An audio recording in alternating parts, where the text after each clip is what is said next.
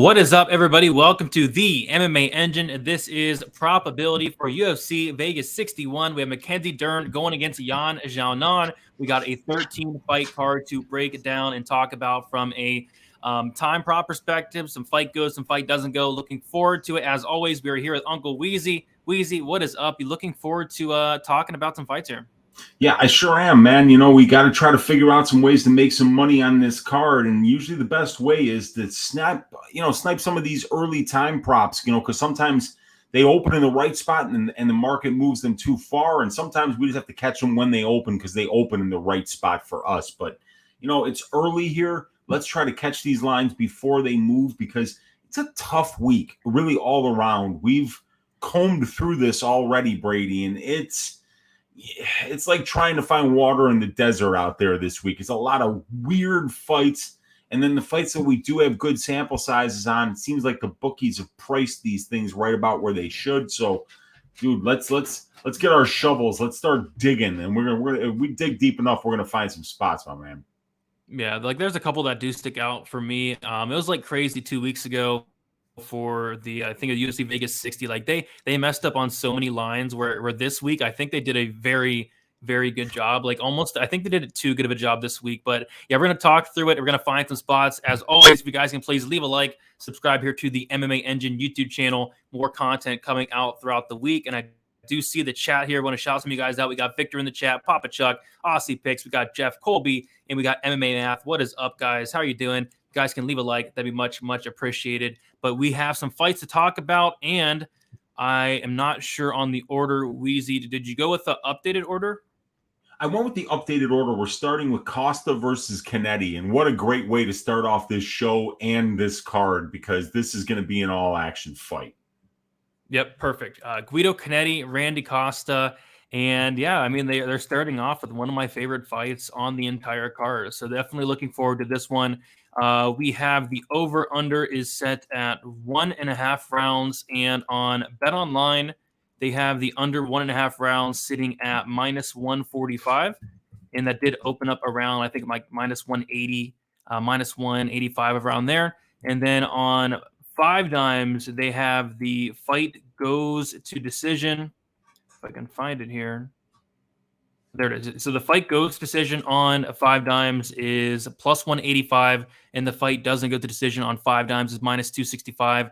That actually opened up -180, which is ridiculous. So, yeah, obvious violence spot here. Randy Costa has never seen the over 2.5, never seen the scorecards, never seen the third round. He has been over 1.5 rounds just once, and that was in his last fight against Tony Kelly. And Guido Canetti, 10 of his fights have ended in the first round as well. I think it's a clear violence spot, and I think Bet Online did a good job pricing this. They opened it up, like I said, -185. It has came down, but yeah, I think violence is something I'm going to be looking at for this fight for sure. Absolutely, man. I mean, this is a great violent spot. And I zoomed out so that we could see these numbers right here. The 87.5% of these guys' 24 combined fights have finished inside the distance. 76.92% of these guys' 13 UFC fights have finished inside the distance. And here with Randy Costa, we have a guy who has 9 professional fights.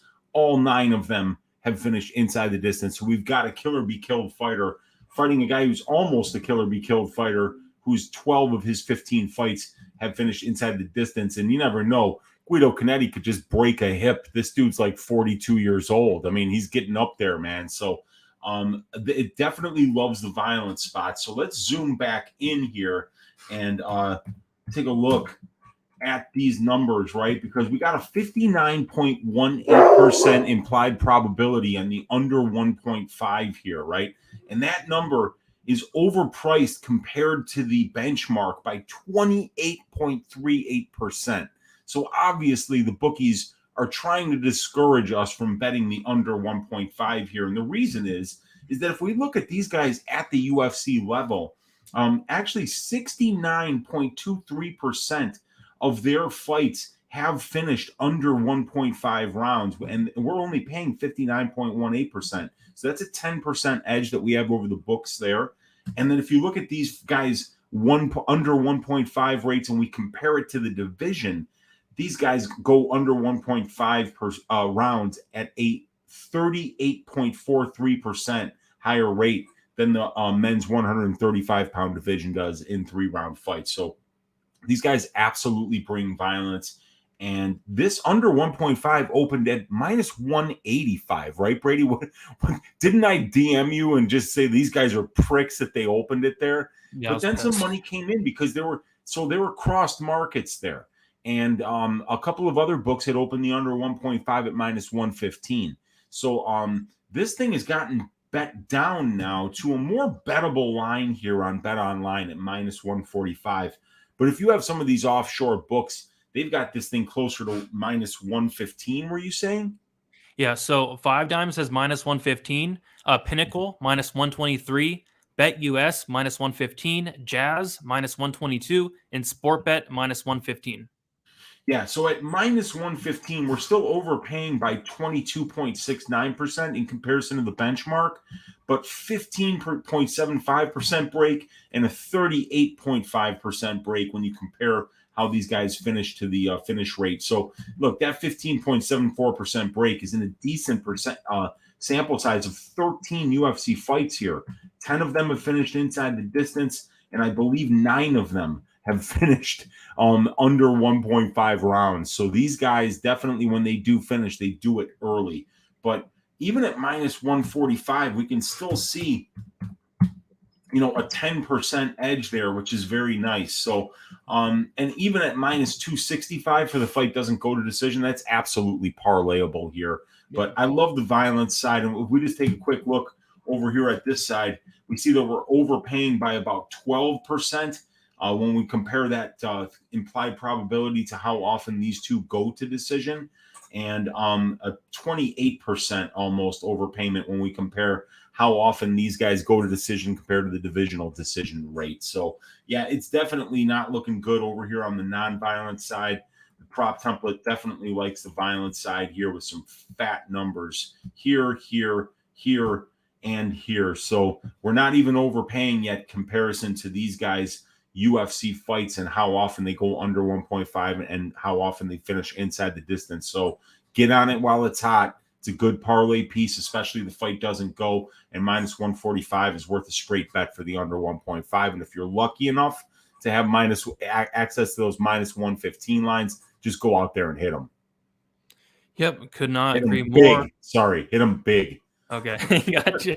Yeah, I mean, I couldn't agree more. I will be having violence on this fight one way or another. We'll see what FanDuel and like we talked about, FanDuel's going to get their lines out on Sunday after the fights, but DraftKings should have them out soon. DraftKings usually has their over-unders out on Monday, so I'm not sure what's going on with DraftKings, but maybe after the game they'll put them out. I'm going to see what Bovada does, but I'll be either going with the under 1.5. The fight won't start round 3, the under 2.5, something along the lines, but I will have a violent spot in this fight. It was the biggest violent spot that stuck out on the entire card, and it's the first fight of the card. So, yeah, definitely cannot wait for it. But this is weird. Did you see on UFC stats they have Chelsea Chandler against Leah Letson? Yeah, I saw that. And Letson pulled out a while ago, and it's been Stoliarenko versus Chandler. So they didn't update it then. Yeah, but the weird thing is they just updated. Yeah, they put all the other fights on there, and then they left Letson as the opponent for Chandler. So it makes no sense unless the UFC knows something that we don't, and Letson maybe is still available. But let's talk Stoliarenko Chandler, because usually Tapology does their update so much quicker than UFC does. Yeah, that was weird. Hopefully it's Stoliarenko, because I'm actually looking forward to this fight. So we have the over-under is set at 2.5 rounds.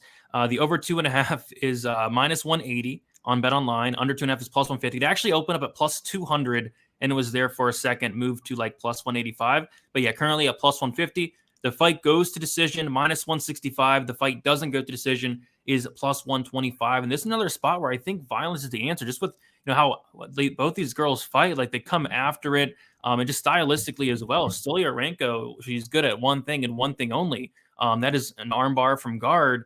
And Chandler, she does end up on the mat quite a bit in her fights. And on top of that, Chandler on the feet, she goes after it and she hits hard. Like I was shocked at how she's able to put these fighters down with big shots. I saw at least 3 or 4 knockdowns in like the 4 fights I watched. So she has extreme power, and Stoliarenko is very hittable. I think this is a very good violent spot, and I kind of wish I got the plus 200. I went to look into the fight a little bit more, and If I would have had access to that plus 200 at the time, after looking into it, I would have definitely hit that. But yeah, plus 150, the fight doesn't go at plus money. I still think I like that. But let's see what the stats say on this one, Weezy. Yeah, so I zoomed out here, and the interesting thing is that the prop template like absolutely loves the overs for this fight, which is wild because I did the same thing you did. I tape these fights same as everybody else does, and Chandler looks like she's carrying rolls and nickels in her hands, that she's got them in their gloves and she's hitting people. She's just got really heavy hands, and like you said, I saw 3 or 4 knockdowns as well. And some good Brazilian jiu-jitsu and top control and ground and pound. She's mean. She's trying to finish every fight. And Stoliarenko is exactly the same way. I mean, Stoliarenko's finished 9 of her 10 pro wins inside the distance. But both these ladies are tough. Chandler has never been finished inside the distance. And Stoliarenko has never been finished inside the distance at the UFC level. And she has 4 losses. So only one of these ladies' 2 combined UFC fights, there's 5 of them. Only one of them is finished inside the distance, which is wild. So because of that, what's up? Julia Avila finished Stoliarenko. Oh, that's right. I don't know why that's not. Yeah, that's an error in my stats then. But yeah, so 1 of 4 losses inside the distance, 2 of 5. So it actually does change this up quite a bit, and makes it look a lot better here on the under 2.5 because we're getting a 20% change in the fighter finish rates here. So actually at under 2.5 at plus 150, it's actually priced perfectly. And here it would actually be a 9.68% break. So yeah, my apologies for that. I'm not sure how that happened, but either way, what you see on tape leans you towards the violent side here because we know how dangerous Stoliarenko is off her back. She can get anybody with that arm bar. And Chelsea Chandler, when she gets on top, she's looking to end fights and looking to land ground and pound. And on the feet, I think both of these ladies are definitely throwing a lot of head kicks, are really trying to take each other's heads off. I think it's going to be a great violent spot. I really wish I caught that plus 200, but I got caught sleeping on that one. I saw it. I just didn't jump on it. It was one of the spots that was sticking out, but because maybe because of the error in my template, I didn't bet it. But either way, I like the under 2.5 here at plus money, and I think it's still bettable at plus 150. Yep, I agree. I'm curious to see what they put the fight doesn't go to decision at as well, but I think yeah, it's probably another bet. So right off the bat, back to back, as long as they keep this order, I think I'll have back to back violent spots. So that's cool with me. I think both spots are definitely very, very violent. This next fight, Maxime Grishen going against Philippe Linz is kind of a weird one here. Kind of one that I just don't have a great read on from a time prop perspective, but let's see what the numbers say for this one. So we have the over under is set at 2.5 rounds. The over 2.5 on Bet Online is minus 151. The under 2.5 is plus 121. That did open up at plus 140. So some money has came in on violence. The fight goes to decision is minus 140 on 5 dimes, and the fight doesn't go to decision is plus 100 on 5 dimes. And maybe I have some. I bet the like the fight doesn't go in the freaking Linz and Prochnio fight, and I'm just not sure how that didn't finish. Maybe that's kind of what's holding me back here. Just that was insane, but I don't know. I'm probably gonna stay away from this one. But is there anything sticking out for this one, Weezy? Yeah, so the under 2.5 at plus 121 is actually underpriced by 13.9. Let me zoom in on this actually here. We'll go up to 150. This number right here, 13.9% when we compare the implied probability of the line to the actual finish or the under 2.5 rate for light heavyweights in 3-round fights. So that means that they are finishing inside the distance 59.15% of the time. And we're only paying 45% here. And, Grishen hits like a truck. And, Felipe Linz, he swings from the hip, so maybe he lands something too here. So, but the problem is that we're overpaying by 16.68% in the small sample size that we do have, in that these guys have not been finishing fights at the UFC level. We see that Grishen here has one finish win, and it was against Gadzhimurad Antigulov, who's got about, 6 or 7 minutes of gas. And I mean, even Gadzhimurad didn't even seem to know that he got finished in that fight. I think he thought it was the end of the round because he was just standing there covering up, and Grishen was unloading on him. And when Grishen does land that big shot, he goes to finish you. But he's patient other than that. But Linz is not that patient. He really is trying to take people's heads off. And I think Grishen will I'm thinking Grishen wins this fight, but they both are getting finished in losses here. So that's another reason I kind of like violence, in that 6 and 9 pro losses for Grishen inside the distance, 4 of 5 for Linz. So 71.43% of their pro losses are inside the distance. But Grishen was not finished at the UFC level, and Linz was finished in one of his 2 UFC losses. And the other loss was to Arlovsky, who's not finishing anyone. And then Grishen lost a very close fight to Jacoby, and then he also lost up at heavyweight to Marcin Tybura. But I think that the violent spot here, being underpriced by 14%, and the fight doesn't go at plus 100 here, which is underpriced by about 11.11%. I think the stylistic components of this fight is enough to make up for the overpayment here in the small sample size of these guys' UFC fights. But in the big sample size of comparing these implied probabilities to the long-term benchmark, we're getting a deal, and violence is underpriced here. And I think Grishen might finish this dude. Yeah, I could see it. You said the fight doesn't go. Yeah, it's plus 100 on 5 dimes. I don't mind that at all. We'll see what Bet Online gets it out at, but yeah, plus 100. I would definitely not mind that at all. I think that's a good look. Yeah, 61% of these 205-pound 3-round fights finish inside the distance. And, this isn't going to be like, I don't see either one of these guys necessarily taking the other one down. I think they're going to stand in front of each other, and it's a small cage. I think they're going to throw hammers. And, dude, I think Grishen's just got really heavy hands. So, it's a spot I'm looking at for sure. Yeah, I like that as well. We saw Linz get knocked out by Tanner Boser, a guy that doesn't typically have the best power in the world, kind of decisionator. I think that's good. If I can get that plus money, plus 100, I will definitely be taking a look at that. So that one I do like as well. We'll keep moving on. We have Krzysztof Jotko going against Brendan Allen.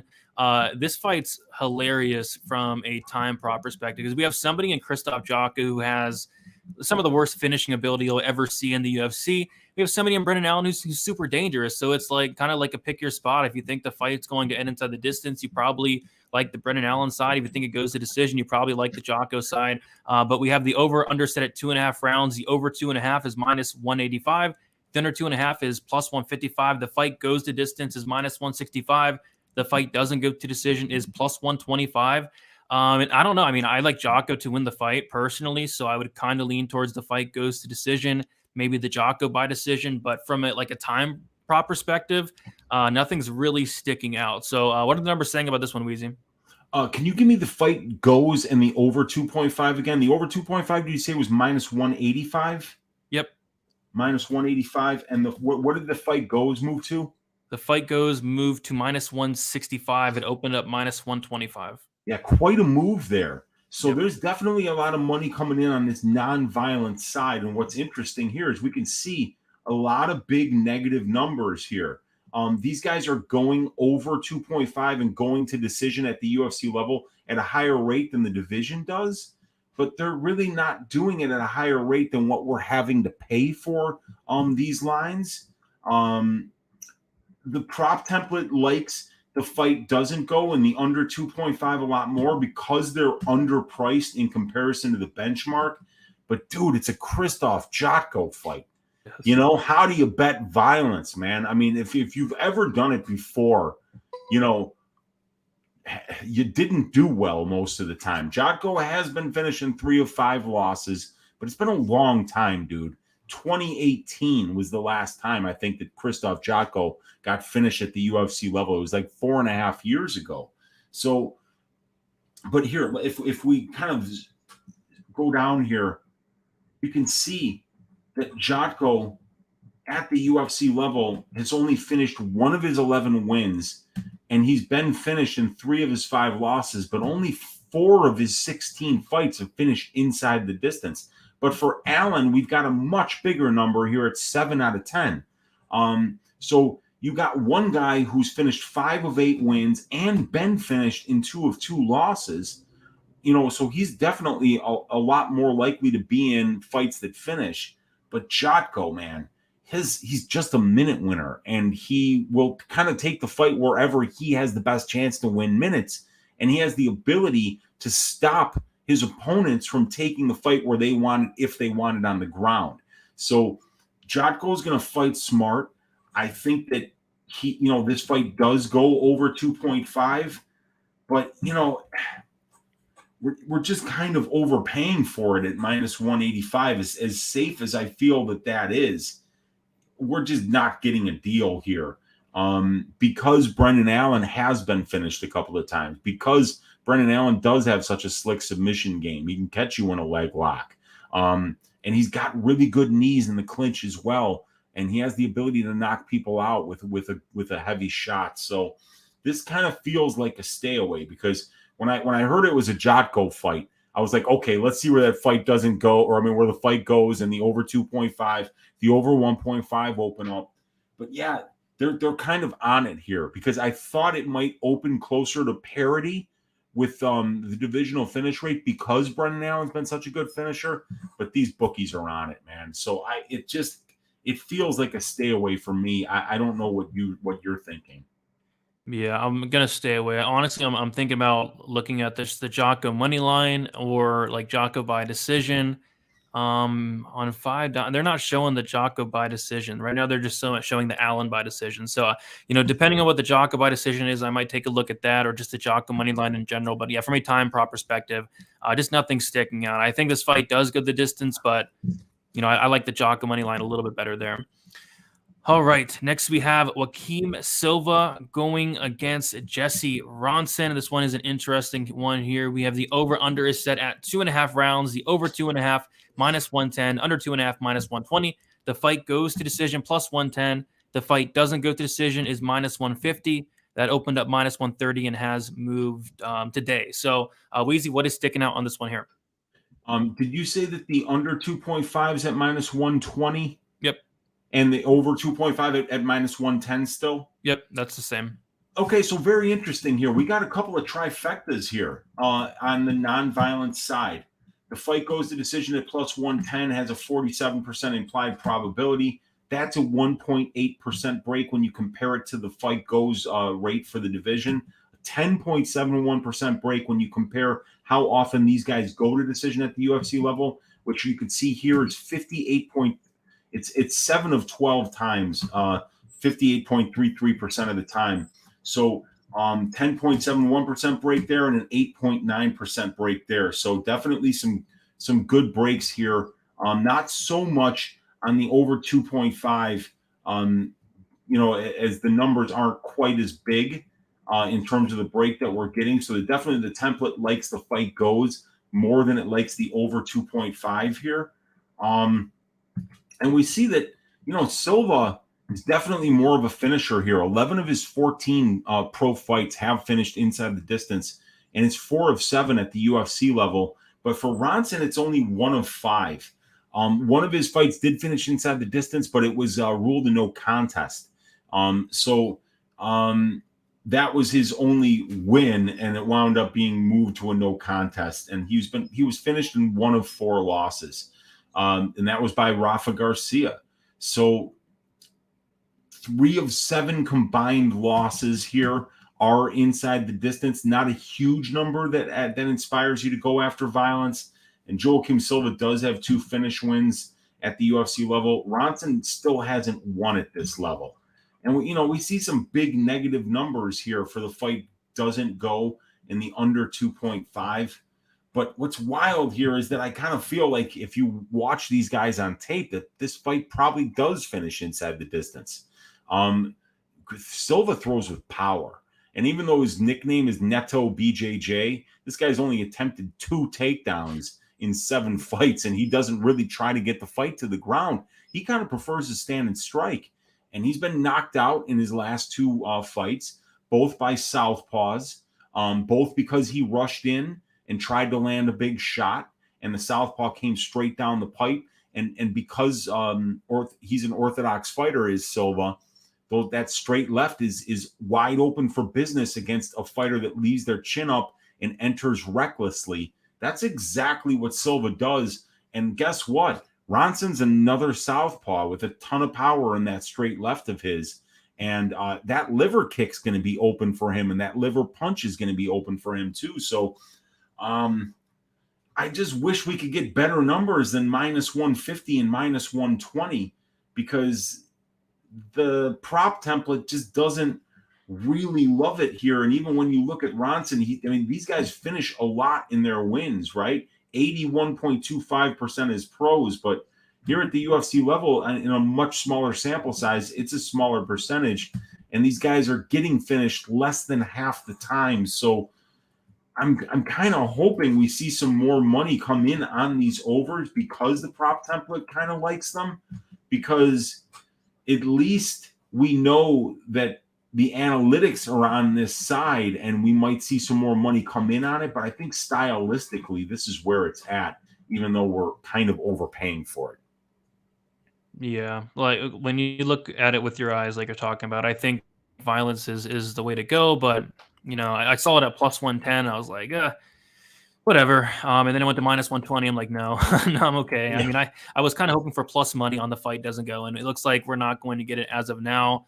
Yeah, like you said, it's -150, and it was -130. It actually went to -140, and then now it's -150. Yeah, so money looks to be coming in on this fight doesn't go. So I think right now I'll pass unless money does come back in on that fight goes, but we'll have to see throughout the week.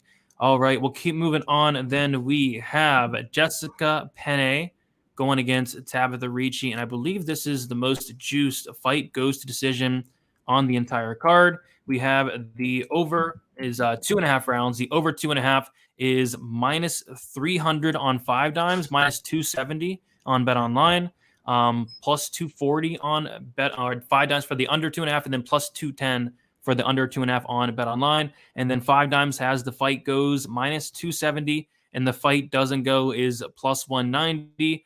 Yeah, it's one of those fights where I think this is going to decision, but what can you do? What can you do with -270, right? So it's a pass for me, but maybe it could be a parlay piece. We'll see. Any thoughts on this one, Weezy? Yeah, there's not much there, man. We've got a small sample size of fights here at the UFC level for both of these ladies, and 73% implied probability on that. We've got negative trifecta here, so there's just no value. You've got the 3.5%.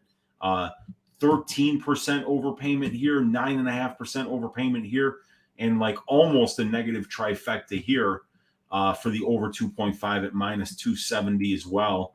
And then we've got the under 2.5 at +210, and that's still like overpriced by 5.35%. So this line is wide, and there's a lot of juice in both sides of it. So it just kind of looks like there's nothing here.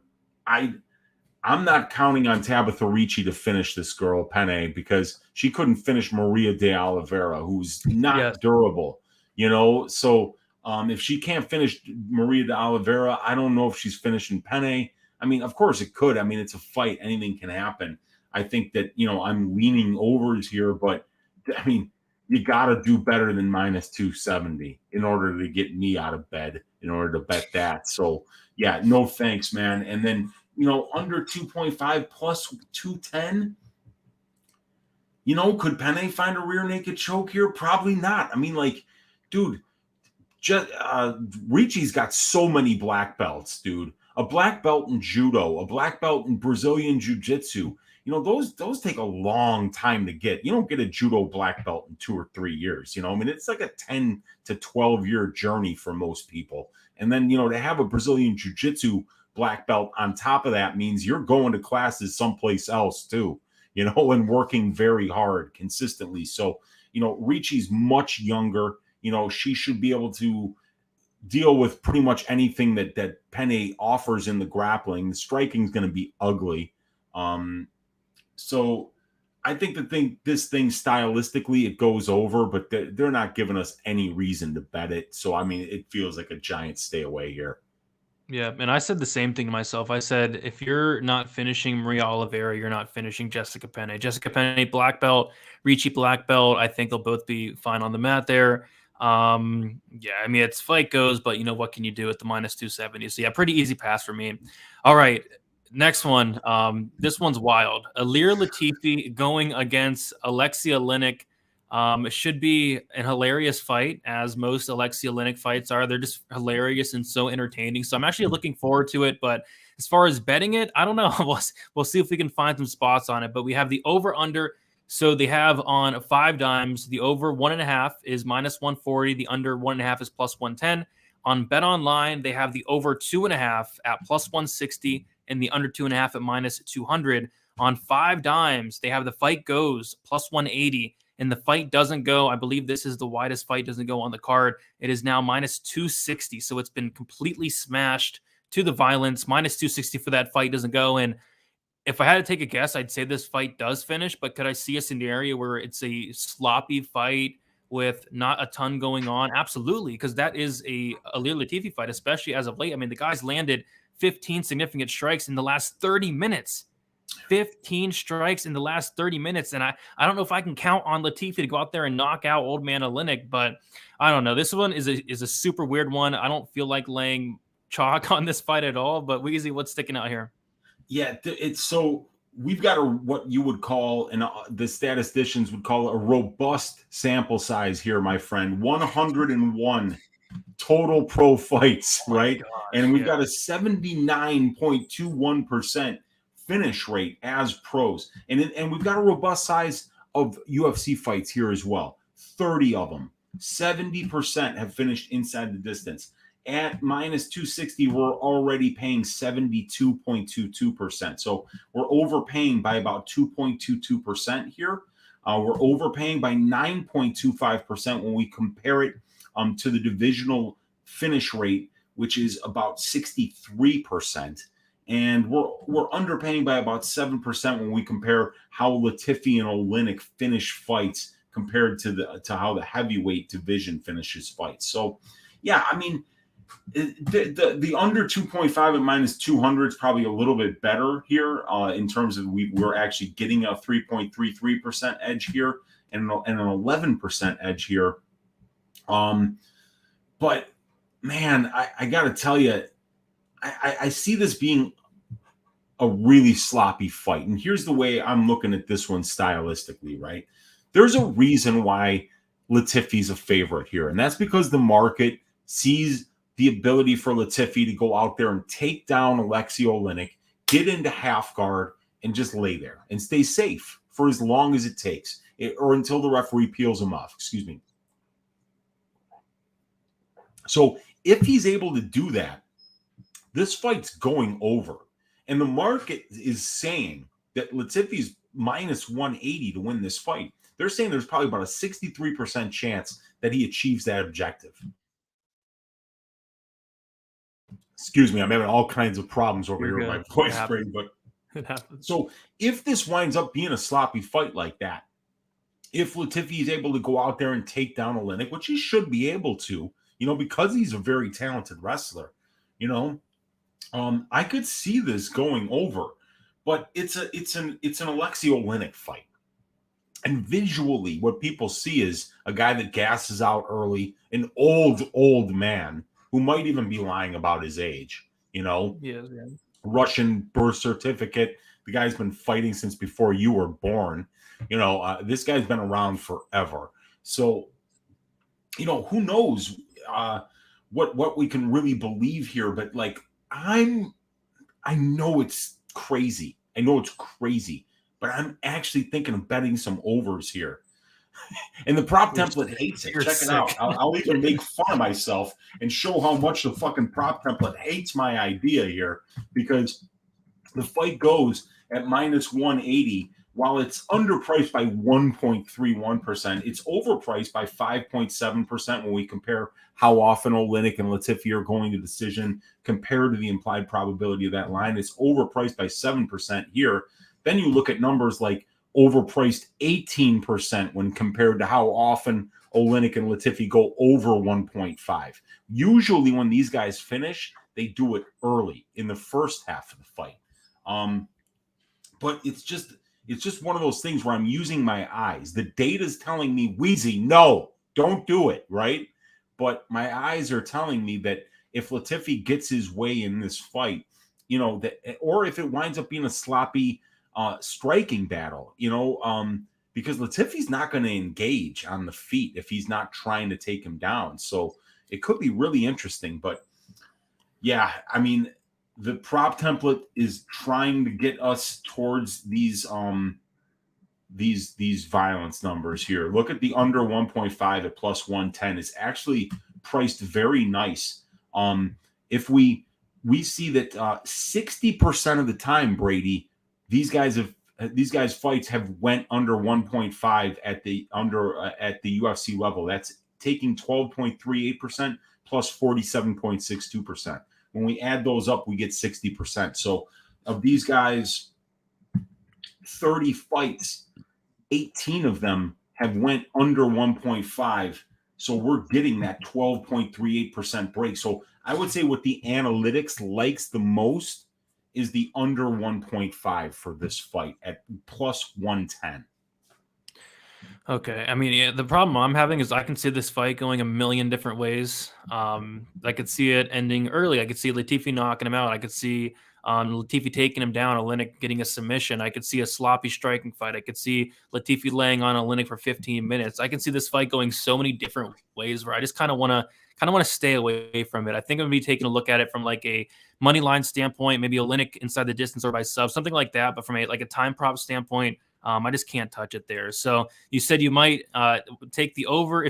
If I bet the over in this fight, I would just be sweating. I mean, I think it could hit. I know, this, man. The funny thing as well, it could hit as well. It's gonna be greasy. I got enough gray hairs, dude. I think I'm just talking out of my ass, man. I don't think I got the balls to make that bet. But the analytics really do like that under 1.5. I mean, if you go back early in Latifi's career, he was getting first round finishes, and we know that Olynyk has been finished early and gotten early finishes due to his grappling. So you know that's what the analytics like. But you know, this is a fight that, like you say, man. I mean, it could go so many different ways. I mean, both of these guys could lay in hammocks for 15 minutes because they're both so old. So, you know, it may be best to stay away here, but I've already got one unit on the Olynyk money line, and something tells me I'm going to get real freaky with this fight just because it's a fun one, man. It really is kind of a fun one. It's a wild fight, but every Olynyk fight is just wild and exciting. So I'm looking forward to that one. But next, we have the people's main event. This is probably the fight everybody's most excited for. I'd be shocked if one was not excited for this fight. We have Mike Davis going against Slava Borshev. We have the over-under is set at 2.5 rounds. So they have the under 2.5 rounds on BetOnline right now at plus 103. The over 2.5 is minus 133. So that opened at plus 132. So it's been hit hard. The fight goes the distance, minus 110. And then the fight doesn't go the distance, is minus 120 here. So, kind of another one that I'm struggling with because both guys are very good finishers. I think this fight's primarily going to play on the feet. And I think these guys are going to just throw down and they hit super hard, both of them. So I'm kind of leaning violence here. Don't know if I'm running to the window for it, but let's see what the stats say on this one, Weezy. Yeah, so with Davis, we've got a guy who 9 of 11 of his pro fights have finished inside the distance, 81.8%. And for Borshev, it's 5 of his 8 pro fights, but 5 of his 6 wins are inside the distance. So these guys have won a combined total of 15 fights. 13 of them are inside the distance, and 3 of their 4 UFC wins are inside the distance. So they're both great strikers. I mean, just fantastic strikers. And Borshev is a terrible grappler because he comes from a kickboxing background. He's now starting to round out that part of his game, but he's behind the curve when it's compared to most of these guys at the UFC level when it comes to the grappling here. But yeah, so we've got a couple of guys who are great finishers and who don't go to decision that often, only 26.3% of the time as professionals. So if we kind of zoom in on the data here and look at the analytics, we're seeing that, we're getting a couple of plus numbers here and here for the fight doesn't go. This is a negative trifecta at plus 103. We're getting negative numbers here, but we got to remind ourselves it's a 7-fight sample size at the UFC level, so it's not something we can really sink our teeth into. When we look at how these are priced in comparison to the long-term benchmark, we're not overpaying by that much. We expect to overpay on any perfectly priced line. You're going to overpay for the fight doesn't go and the fight goes because of the VIG. So they're priced right about where they should be right now in on the violent side. And in the non-violent side, we're not really getting much here. We got negative 3.7 here, and we got positive 3.76, and we're getting positive 0.06 here. So it looks like they're priced absolutely perfectly. Stylistically, Brady, I think somebody's getting their head punted, like a long way, maybe all the way to Reno, so but I don't know, man. You need to, I think, to take down Borshev and hold them down. And if you don't do that, I think it's going to be two guys who are very, very precise and powerful with their striking. And I think that, it's going to be an absolute war until somebody has to, wake up looking at the lights, because I don't think Davis is going to be able to hold down Borshev like Diakese did. I don't see him being that kind of wrestler, and we haven't seen that from him on tape. We've seen him get takedowns, but I've seen him against middling regional scene competition get reversed and get in and have his opponents stand up after he takes them down. So he's not a great control wrestler. He is a good wrestler at being able to get the fight to the ground, but keep it there, not so much. So I'm leaning violence here, but we've already kind of missed it a little bit. And they're not giving us a ton of reasons here to bet it. But it's bettable at minus 120 if that's the way you're seeing this stylistically. If you're seeing it in a similar way that I am, I think that this fight probably does finish inside the distance. But at minus 120, it's not calling my name. Yep, feel the same way. I lean violence, but nothing I'm really overly excited about. So probably going to pass at the moment and look at betting the fight from a different perspective, maybe a money line perspective. But yeah, probably going to pass there. All right, move on to the next fight. We have John Castaneda going against Daniel Santos here. We have some interesting line movement on this one. So if I can pull it up, there it is. So we have the over-under set at 2.5 rounds on Bet Online. The over 2.5 is minus 145. The under 2.5 rounds is plus 115. The fight goes to decision is minus 125, and the fight doesn't go to decision is minus 105 here. So yeah, this is one where I'm kind of leaning non-violence here at minus 145, just because of how tough both these guys are. We talked a little bit about it last night on Stat Diggers. Santos, extremely tough. He has a great chin on, and Castaneda, he's tough as well. He showed that in the Wood fight. He did get knocked out. I'm not sure when that was, but it was a while ago when he was knocked out. But out of their combined losses, only one finished loss, I believe, and that was Castaneda's knockout loss. But yeah, I think this does go over here. And at minus 145, I was kind of shocked by that line, to be honest. So looks like the bookies are kind of not leaning strongly for this fight to go to decision. I'm kind of the other way. I'm kind of strongly leaning this to go to the distance. So what are the numbers saying about this one, Weezy? Yeah, the numbers are saying don't bet violence here. It looks like we're, and like it's a small sample size, unfortunately. We got one UFC fight for Santos, 4 UFC fights for Castaneda. Only 2 of these 5 fights have finished inside the distance. But we were talking about it, dude. Castaneda, 5 career losses, only 1 inside the distance. And for Santos, he's lost twice. He's never been finished. So only 14.3% of these guys combined pro losses have finished inside the distance. So that always tells me 2 durable guys means you're really kind of risking it if you're betting violence, because it's hard to finish durable guys. And both of these guys fit into that category, especially Santos, in my opinion, because, this guy, I mean, he was eating head kicks from Arce. he never looked like he was in any trouble either. So he's definitely got a great chin on him. So, and we see a negative trifecta here, negative 3.5% for comparing it to the benchmark for under 2.5, negative 26.5% comparing these guys under 2.5 rates to the division or to the implied probability, and 23%, negative 23% when we compare it to the division for the fighter finish rate. So we don't like that. We go over here to the violence or non-violent side, and we've got even though for the over 2.5 we're paying minus 145, look at that 21% break there and that 23% break. So the prop template really likes the over 2.5s. We've got two durable fighters. We've got guys who are going to decision at the UFC level a lot more than they're not. And I think stylistically, this one probably does go over due to the durability of both guys and due to the fact that I think they're both going to get the fight they want. They're both going to get that striking match, but both guys do have the ability to wrestle if they want to. So I'm liking the over 2.5 at minus 145. I wish we had a bigger sample size of fights to work on, and it would make it a even better bet. But we got to keep in mind that these 21 and 23% numbers are based on a 5-fight UFC sample size. So we got to just kind of hold our enthusiasm a little bit, but I still like the over 2.5 at minus 145 as the best bet for this fight. Yep. And by the way, Castaneda's knockout loss came back in 2014 against Matt Brown, not the Matt Brown, a different Matt Brown. So yeah, that's a long time ago. Yeah, these guys aren't getting finished. So you love those for over 2.5s, and you're really not overpaying at minus 145 for the over 2.5 and at minus 125 for the fight goes.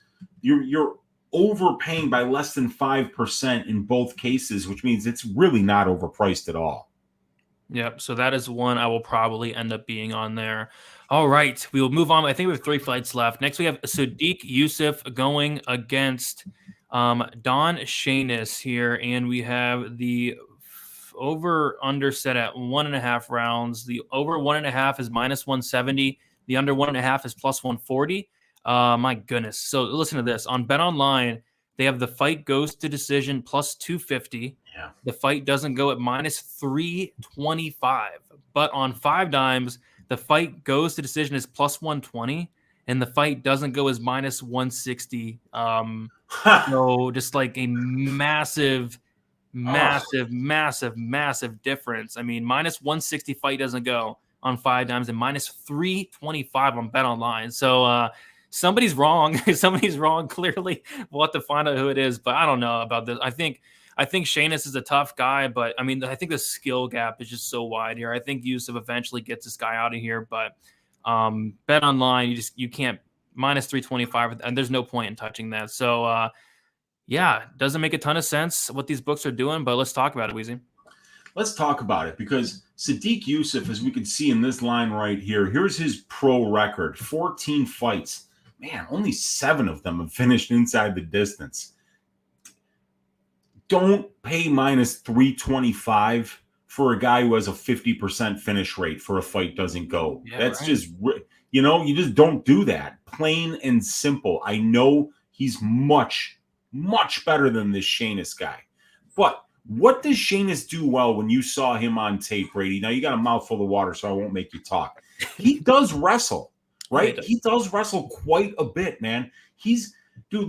I watched his fight against Nasty Nate Williams, right? It was the Cage Titans 145-pound championship match. It was Sheinus's last loss. It was a 5-round fight. And when I saw the fight, because Sheinus has been fighting at 145 and 155.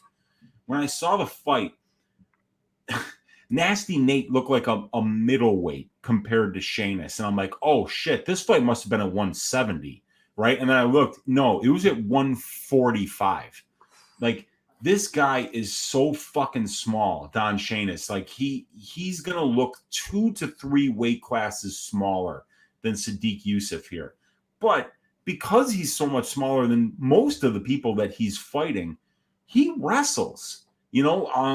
he's not. He has a hard time closing the distance with his hands because he's stubby. He's short. He's a really dense dude. He looks so much smaller than all of his opponents. So I think Sheinus can make this dirty, right? And in a 7-fight sample size here for Yusuf at the UFC level, only 28.57% or 2 of the 7 fights have finished inside the distance here, and they're telling you to pay 76%, 76.5% actually, for this fight not going to decision at minus 325 right now. You're overpaying by 33.6% when you compare it to the benchmark for the division. That's bad business, especially when you're paying for a guy that has a 50% finish rate as a pro. You don't pay up that much. These violence props are simply assuming that Sadiq Yusuf kicks the shit out of this dude. And if that's what you think happens, bet Sadiq Yusuf inside the distance. Sheinus ain't finishing this guy, okay? So that's the way that I would play it if you're looking on the violence side. Now, if you're looking to get a little bit contrarian, if you're looking to maybe, look for a nice fat plus money number, how about plus 250 for fight goes to decision? 28.57% break. When you compare that, to the 57% finish rate for the division, 42.86% break here, a 14.29% break here. They love it. And, this over 1.5 at minus 170 is underpriced by 10.25% when you compare it to the benchmark for the division.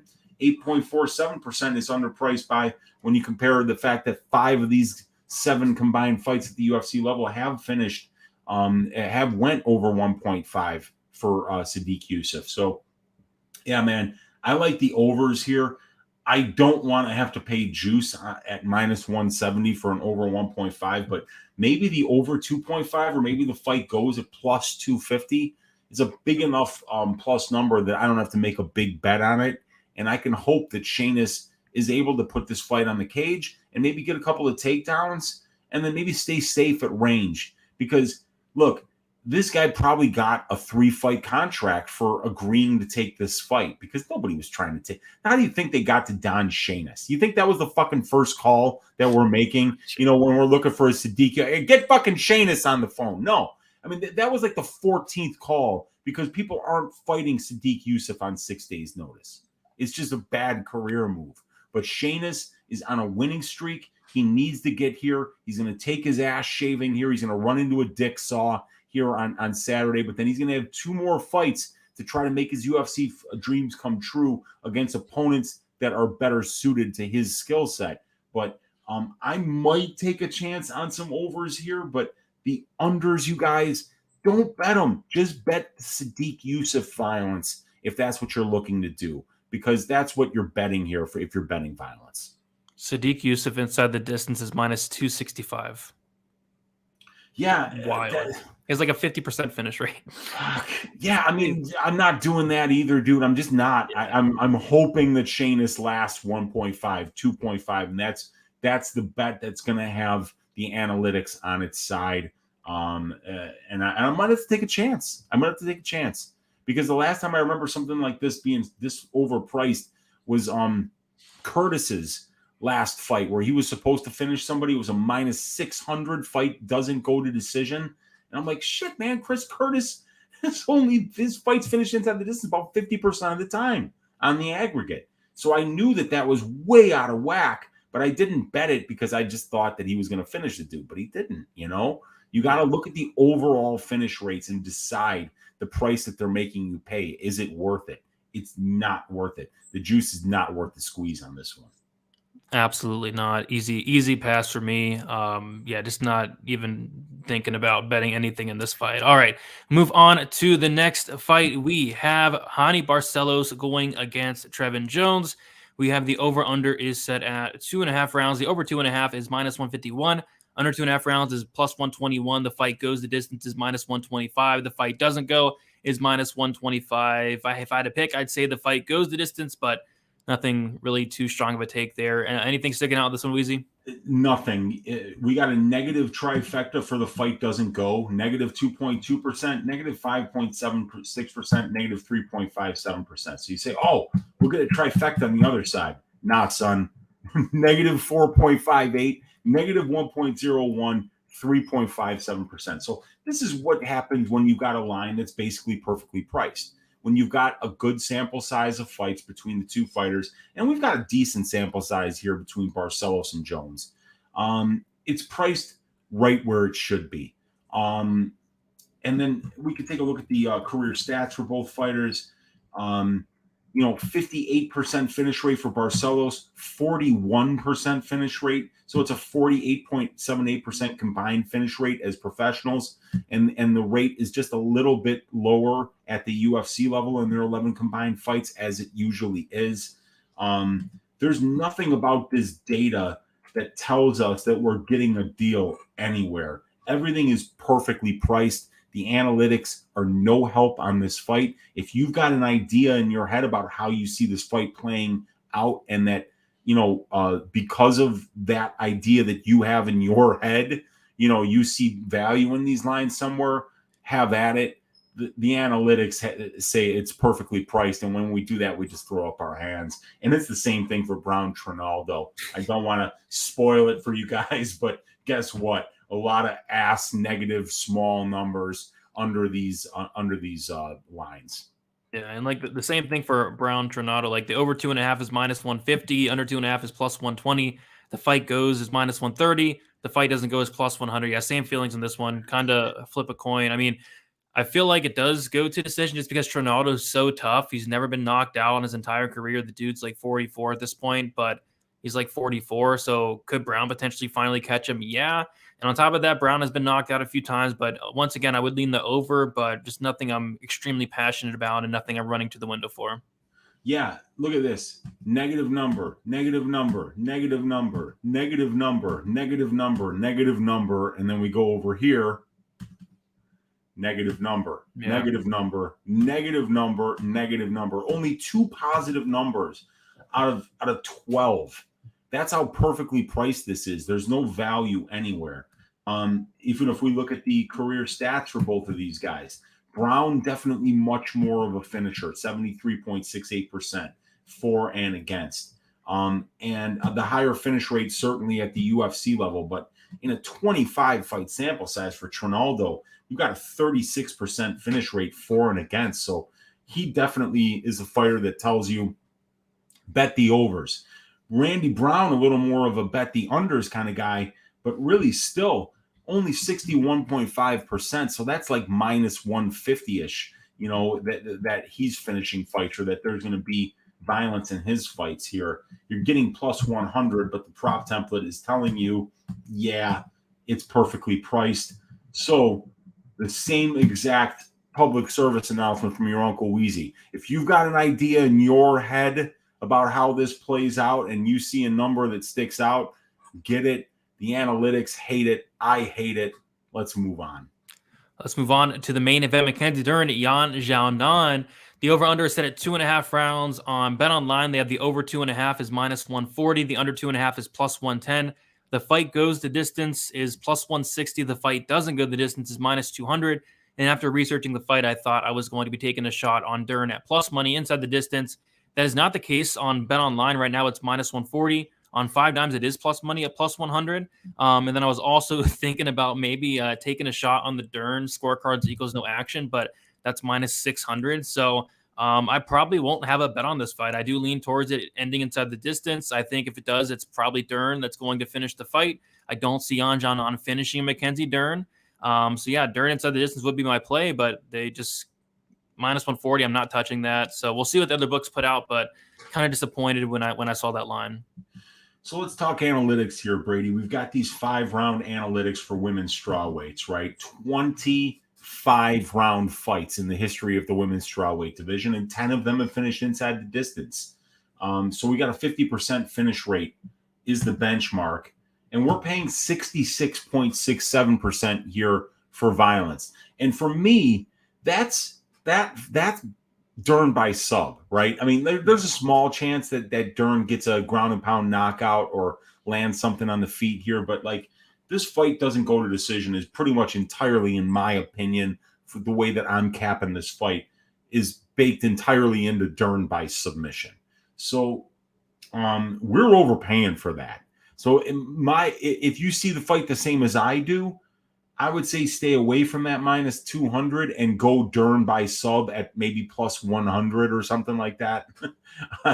on Bet Online, that's the best line I think that's out there right now. Unless you minus have 120 now. Jesus Christ, minus 120? I know, right? Just save us. Like, come on. What the hell, man. But yeah, so we're overpaying. Under 2.5 is sitting at plus 145. These fights go under 2.5 40% of the time. So that's priced right with the benchmark for the under 2.5 for 5-round fights. So if you're looking for violence, maybe play that under 2.5. And what you're saying there is that maybe Dern gets that sub in the first or second round, or maybe in the beginning of the third. In terms of the overs here, we're getting plus 160 for fight goes. That's only 38%. But remember, 40% of fights are going, 50% are going to decision at the 115-pound division for 5-round fights. So it's like a 12% break. And when we look at these ladies, Yan Xiaonan, couldn't finish a banana here. 0 of 6 in her UFC career in terms of finishing wins. Mackenzie Dern 4 of 7, but Jan's been finished on the ground once. Mackenzie's never been finished. She's very tough, but these ladies are only finishing fights at a less than a 30% rate combined. So with that 30% finish rate and a 66.67% implied probability for the finish, I would start looking, if you're looking at violence, to start looking at some of those, under 2.5, under 1.5, fight doesn't start round 3. Get in that area here, because the prop template certainly likes the overs where they're priced a lot more. That's about all I have to say on this one. I think I would rather play the Dern by sub prop than the fight doesn't go. And if it goes over, I think you can get some decent plus money numbers here on the overs, and then you're just holding your breath every time Dern gets a takedown and starts working for submissions.